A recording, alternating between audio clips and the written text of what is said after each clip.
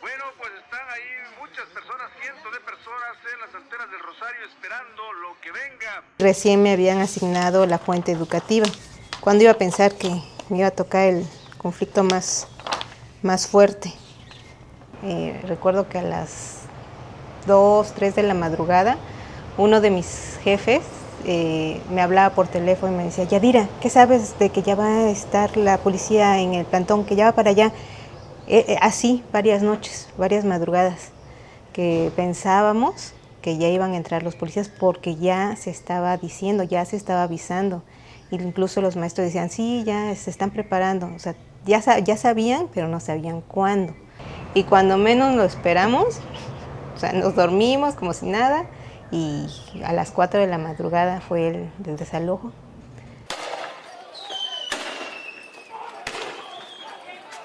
Y salí, ya cuando llegamos al Zócalo, estaba todo hecho un relajo.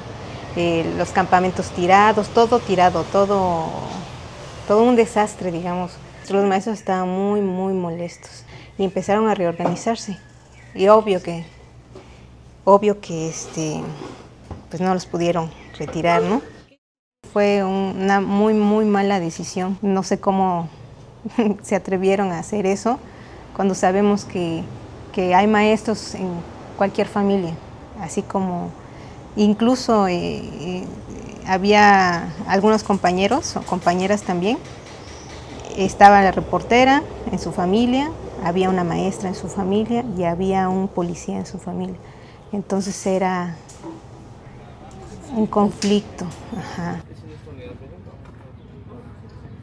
A partir de la APO, pues los líderes como que tomaron un poco el control también, y ellos eran los que decían: el Imparcial, Reforma y otros medios no entran aquí al plantón. Decían que no decíamos la verdad y que se atacaba mucho el magisterio y que éramos periódicos oficialistas. Al menos yo tenía que entrar sin el gafete, sin algo que me distinguiera de que fuera del Imparcial, igual los fotógrafos. La suerte que yo tuve en ese año fue que muchos me confundían como maestra o como estudiante normalista. No sé, mi facha, yo no sé, pero me decían, a veces pasaba el plantón y me decían: maestra, véngase para acá, ¿no? O sea, siempre me decían maestra. O no se daban cuenta que era reportera porque yo no sacaba grabadora ni sacaba teléfono, que bueno, que no eran tan inteligentes como ahorita, pero me la pasaba escribiendo en mis libretas palabras claves. Yo debo reconocer que en ese tiempo sí hubo muchísima solidaridad entre compañeros. Yo no vi en ningún momento que dijera que alguien delatara a alguien. Incluso cuando llegaron los medios nacionales, muchos reporteros le pasaban las cámaras a los locales para que les grabaran porque ellos no tenían permitida la entrada al Zócalo. Tuve una muy buena relación con los voceros de comunicación, era mucho de respeto. O sea, jamás me dijeron: oye, excepto el dirigente Enrique Rueda Pacheco, me acuerdo una vez cuando yo hablé con él y me dijo: no, contigo no quiero hablar, tú estás vendida por el gobierno. Y resultó que días después a él lo desconoce, precisamente por haber vendido el movimiento. Pues son noches, pero no tan buenas para Oaxaca, Denis. Efectivamente, hay un acuerdo, hay un par de minutas firmadas por parte del Magisterio de Oaxaca con el secretario de Gobernación, pero queremos primero comentar que el Magisterio oaxaqueño condena enérgicamente. El 25 de noviembre, ahí fue el conflicto, el último enfrentamiento con la PFP, que sí me tocó completo, desde el principio hasta el final. Ahí recuerdo que precisamente me tocó moverme con Pati Briceño, cuando empezaron los petardos, todo. Pero sí estuvo muy fuerte ese conflicto, a tal grado que terminó tarde y empezaron ya a retirar la luz del centro, ¿no? Me gustaba bastante, ¿eh? O sea, no sé, o sea, pues me gustaba. Y como en ese entonces no tenía como familia, no tenía otra preocupación más que el trabajo. Ahorita ya como mamá, uno sí le piensa. Creo que somos muy pocas reporteras y reporteros que tuvimos esa fortuna, bueno, yo lo veo así, de cubrir un movimiento que hizo historia.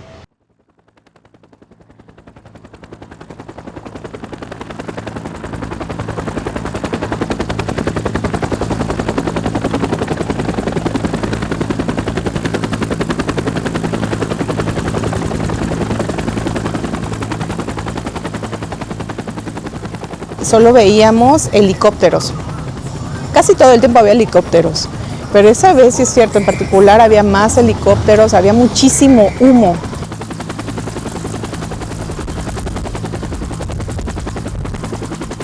Hace 20 años estaba terminando el bachillerato, cuando empezó todo este movimiento de los maestros del plantón. Entonces entro a universidad y con barricadas y bloqueos por casi todo el centro histórico, si no es que todo el centro histórico. Hubo unos días que estuvimos dentro de casa, que no podíamos salir, y nada más escuchábamos en la radio,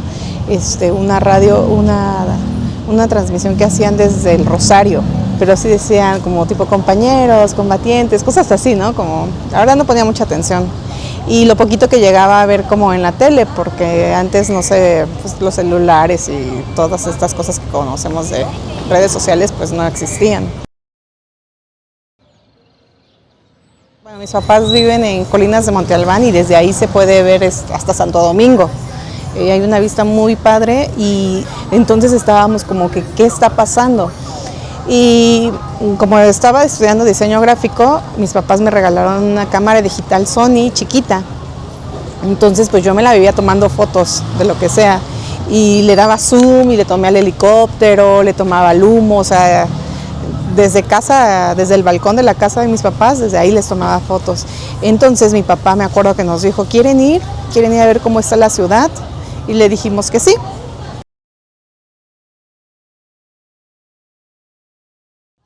Entonces nos vamos los 4 en el coche y mi papá deja el coche antes de salir de Valerio Trujano, del puente, y desde Valerio Trujano, desde ahí creo que nos topamos con coches quemados, ¿no?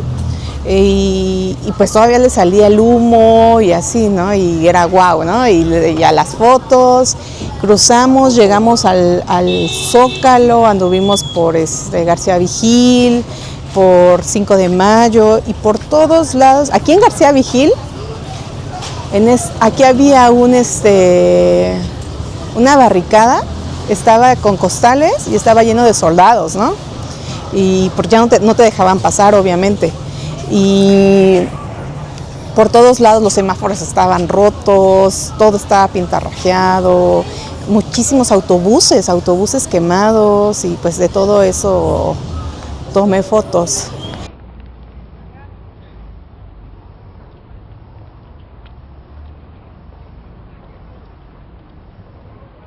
Y una anécdota muy chistosa fue que, bueno, no tanto, ahora es chistosa, ¿no?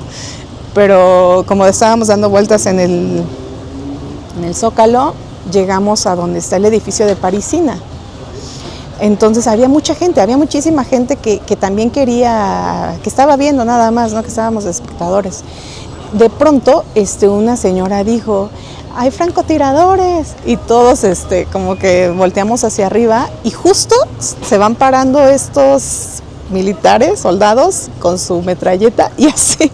Entonces todos empezamos a gritar y a correr, y a correr, a correr, a correr, a correr, a correr, a correr. Pues nos dio miedo. Y decidimos, mi mamá dijo ya, vámonos, y fue que nos regresamos a casa.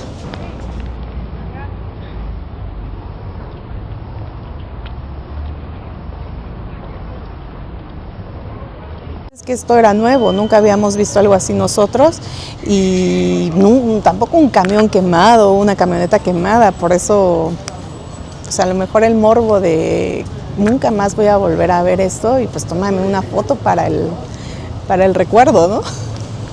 Sí. Y pues salimos en familia, obviamente yo les estaba tomando fotos a ellos, yo pedía mi foto y creo que no lo vimos, a lo mejor mi mente no daba que era algo muy grave, ¿no? Realmente, socialmente era malo, feo, sino que yo seguía como que en mi fantasía de, pues, mis fotos, salgo, mi ciudad, está pasando esto, qué mala onda, pero no lo dimensionaba.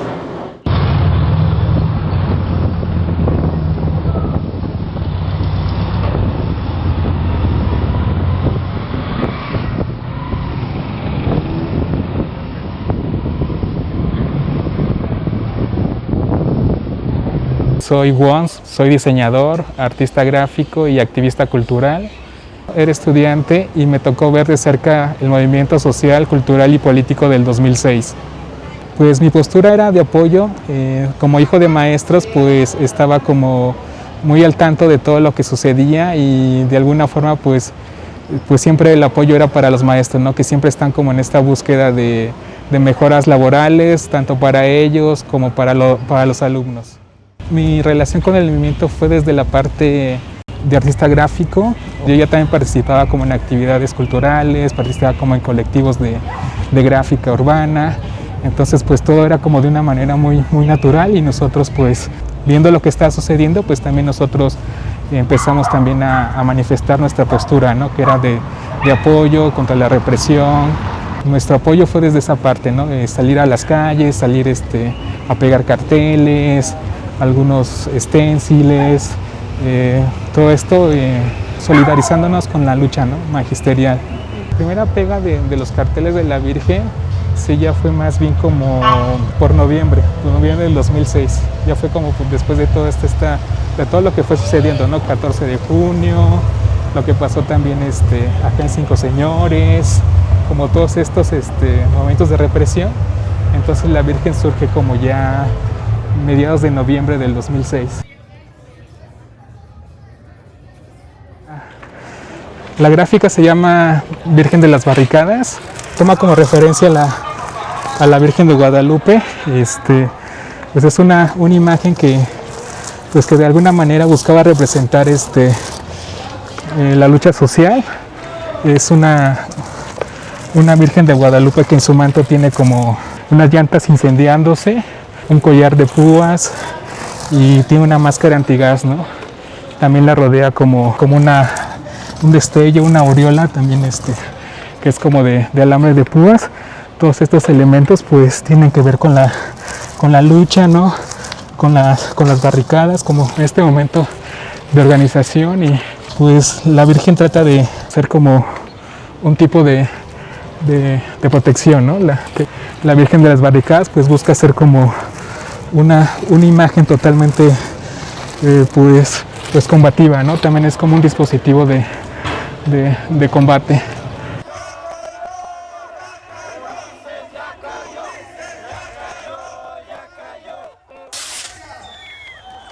Generalmente algunas veces salí en las noches, ya sea que a pintar o a pegar carteles, me encontraba con barricadas cuando iba caminando, y algunas veces me sumé, ¿no? Me sumé al acompañamiento. Empezó a haber como un tipo de grupo de personas que empezaron como pues no les gustaban las barricadas, entonces empezaron de alguna forma con hostigamiento, ¿no? A tal grado que hubo un momento en el que hubo uso de armas de fuego contra las personas que estaban como en las barricadas. Las caravanas de la muerte, exacto.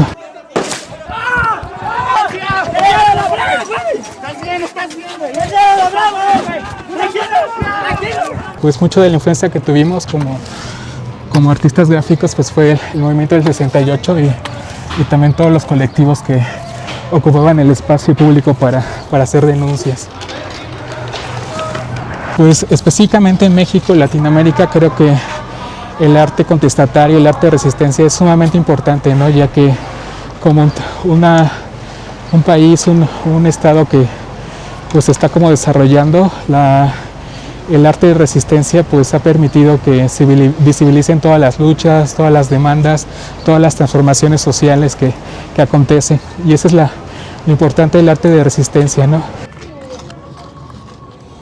Creo que todavía hay muchas inquietudes, hay muchas demandas que quedaron sin resolver. De hecho, pues parte del arte que realizamos busca eso, ¿no? De alguna manera activar la memoria, seguir haciendo denuncia y pues buscar, ¿no?, que se solucionen estas demandas, ¿no? Todas estas demandas que finalmente buscan que todos tengamos una vida digna. Está buena la pinta, ¿verdad? Sí.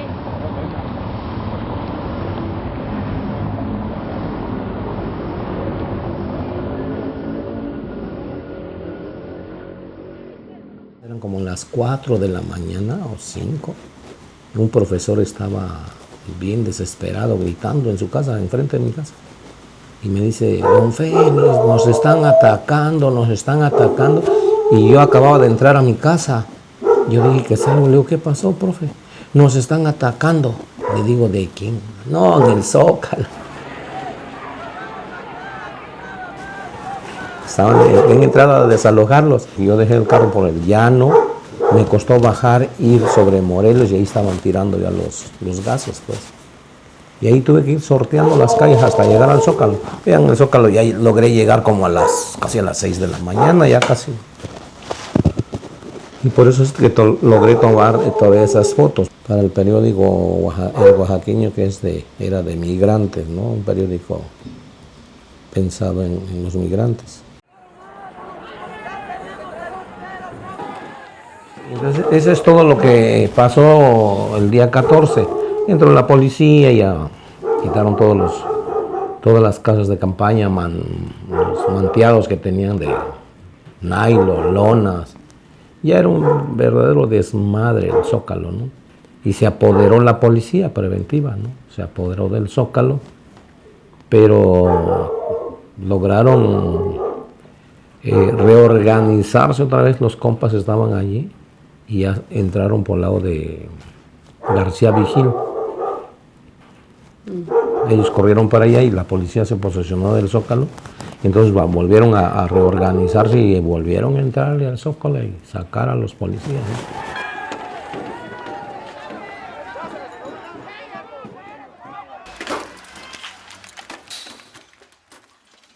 Al principio no entró toda la sociedad civil, que no estaba involucrada en el movimiento, sino allí eran los puros profesores y las organizaciones, ¿no?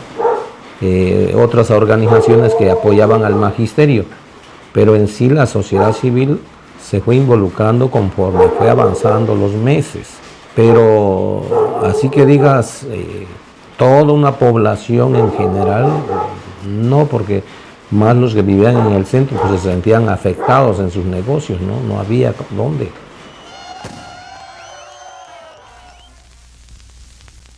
Pues yo iba como fotógrafo, cubriendo eso, y aparte de eso, pues mandaba a la agencia de proceso. Yo duré, creo que casi una semana en el Zócalo, no durmiéndome, cuidándome para ver cómo estaban todos los campamentos. Entonces sí sabía más o menos cómo cuidarme, no irte de hocico, pues, ¿no? Y en ese momento, pues no había prensa nacional o internacional, estaban los locales. Y una vez que se da eso, se empiezan a dejar venir medios nacionales, internacionales a Oaxaca. Eso fue después del, ¿qué te gusta? Creo que en la tarde del 14 de junio o el 15, 16 ya empezaron a llegar, porque ya empezaron ellos a sondear que esto no iba a tener un buen fin, o no iba a terminar ya. Sí. Entonces ellos calculaban, y ahora sí los participantes de ese movimiento auguraron que esto iba a durar más de 1 año, 2 años. Y entonces cuando estos compas que han cubierto movimientos sociales en otros países, dices, Oaxaca está en el ojo del huracán y eso no va a terminar bien, es un proceso largo. Estaba de Reforma, Jornada, FP, Reuters, AP, Proceso. Entonces estamos hablando de unos 20, 30. Y todos rentaban hoteles o búngalos. Gente igual hasta de Gobernación, disfrazados de prensa. No hay que olvidarse que muchas agencias eran nacidas del sistema. Y te lo voy a decir por qué. Porque son los primeros que sabían qué iba a pasar en Santa Lucía, qué iba a pasar en Pueblo Nuevo. Cuando tú llegabas, esos compas ya estaban, o ya te habían ganado la información, la foto. Y tú decías, ¿cómo chingón le hicieron estos compas? Si no son de acá, que yo soy de acá, no tengo esos contactos.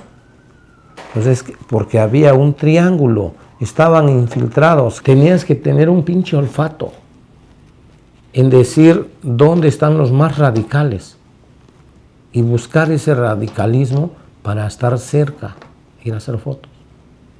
Si no, no encajas. Porque si te vas que me van a avisar o qué, es difícil. Más si eres local. Porque somos tan clasistas, pues. O sea, ese es el grave problema con los medios de comunicación y en las luchas.